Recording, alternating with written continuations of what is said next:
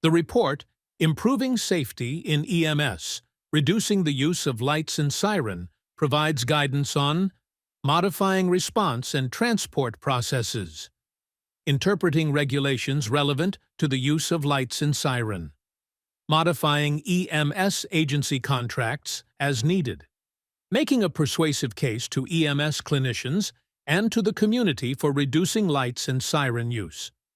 The report also includes case studies highlighting results from 4 out of the 50 EMS agencies that implemented improvements focused on national EMS quality measures related to use of lights and siren. It is believed that using lights and siren helps patients receive life-saving emergency care more quickly, leading to better patient outcomes. The use of emergency vehicles, lights, and siren does not, however, save clinically significant amounts of time, according to numerous studies, systematic reviews, and position papers.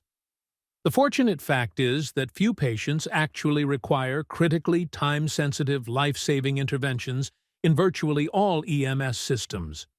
2. As a result, using lights and siren fails to accomplish the desired goal and significantly raises, by more than 50%, the chance of an ambulance crash. 3. The judicious use of lights and siren, only when necessary, should be standard practice in order to increase the safety of patients, healthcare clinicians, and the general public. The general aim of the Lights and Siren Collaborative is to reduce injuries, fatalities, and property damage caused by EMS vehicle collisions, including related collisions, also known as wake crashes.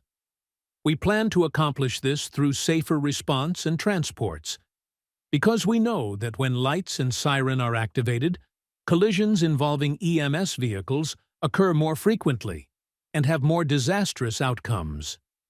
The project's aim is to increase the percentage of 911 EMS responses made without the use of lights and siren to over 70%, and the percentage of transports made without the use of lights and siren to over 95% across all EMS systems in the U.S.